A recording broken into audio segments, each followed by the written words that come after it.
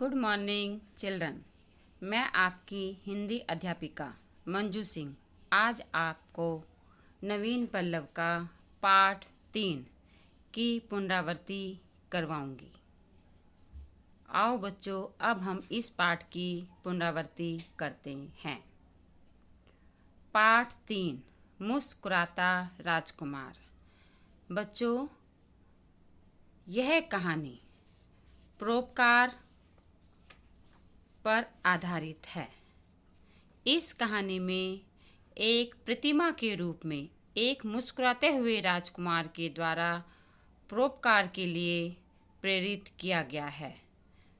वह राजकुमार एक चिड़िया के माध्यम से ज़रूरतमंदों की मदद करता है। परोपकार को सबसे बड़ा धर्म माना गया है। अपनी भलाई के बारे में तो हर कोई सोचता है। महान वही है जो दूसरों की भलाई सोचता है। वही बड़ा है जो संसार को खुश देखना चाहता है।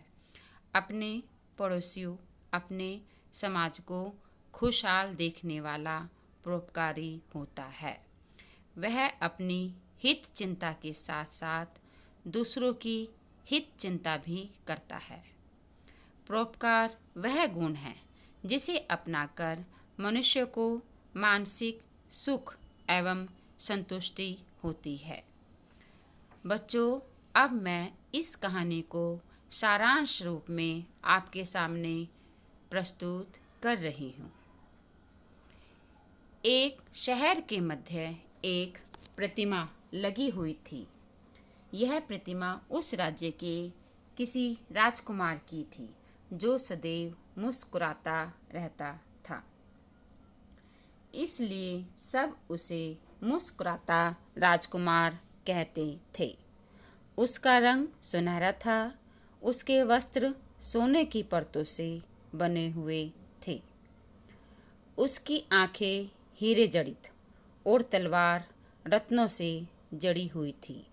जो भी वहाँ से गुजरता उस प्रतिमा का अर्थ है मूर्ति, उस प्रतिमा की सुंदरता एवं मुस्कान की प्रशंसा किए बिना नहीं रह पाता था।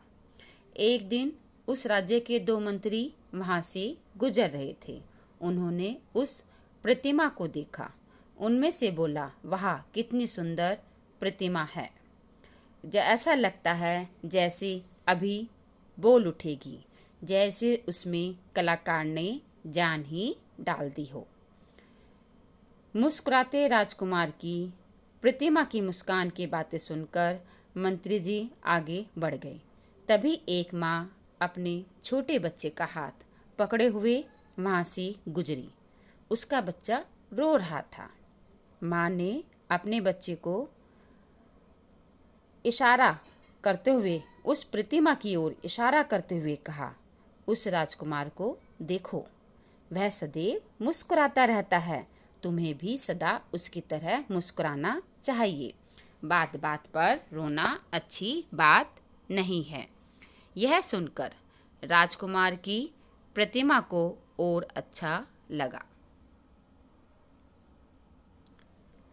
अभी कुछ ही देर हुई थी कि एक चिड़िया कहीं से उड़ती हुई आई और उस प्रतिमा पर बैठ गई।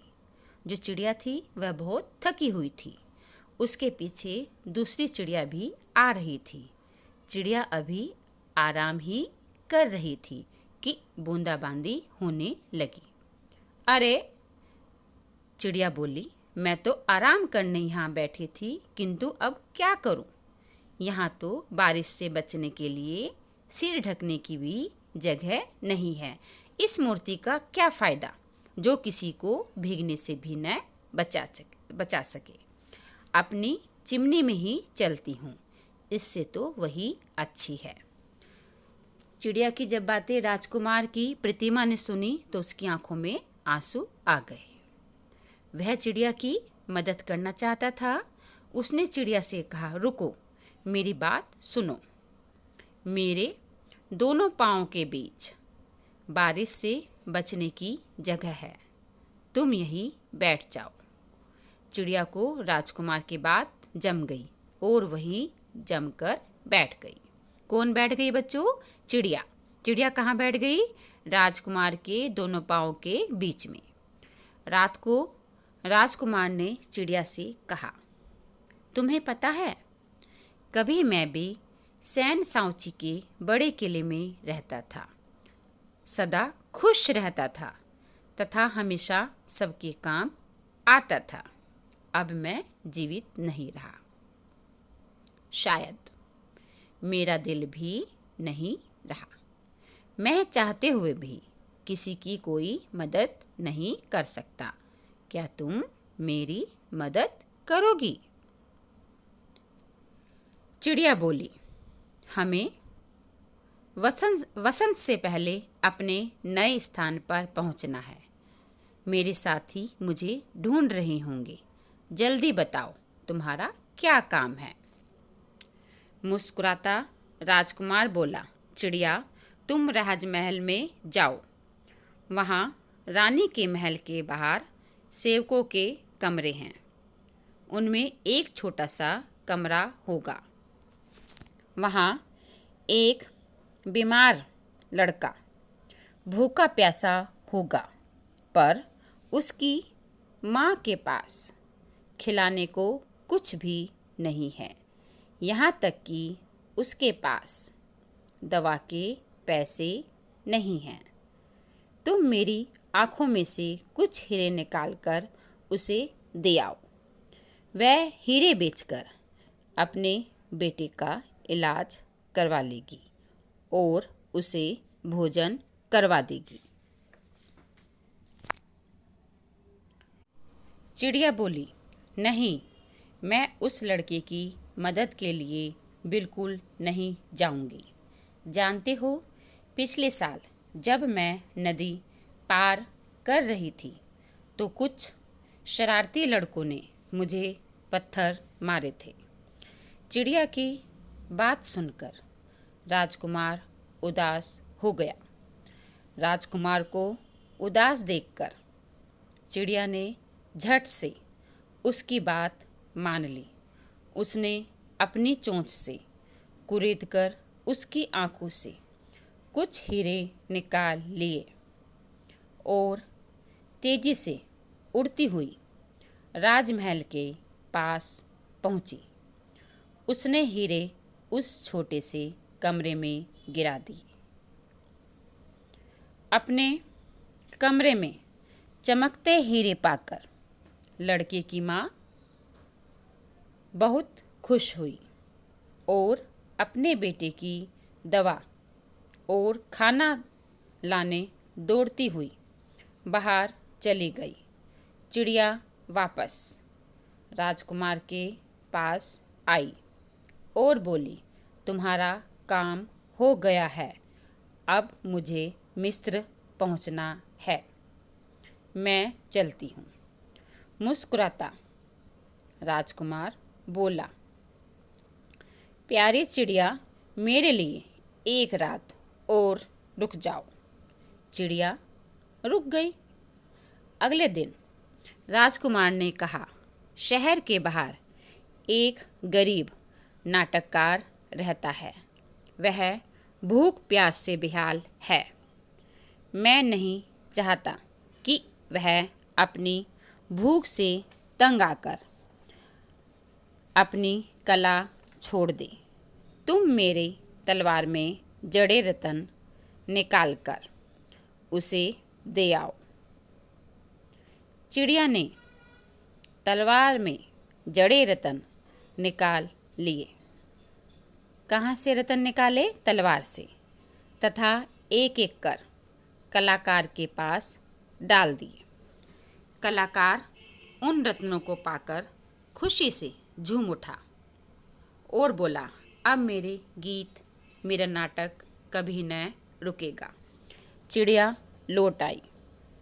राह में उसने एक गांव देखा जहां बहुत गरीबी थी। उसने राजकुमार को उस गांव का हाल सुनाया। राजकुमार बोला, मेरे वस्त्र सोने की परतों के बने हैं। इन परतों को उतार लो। एक एक कर इन परतों को गांव के घरों में डाल आओ।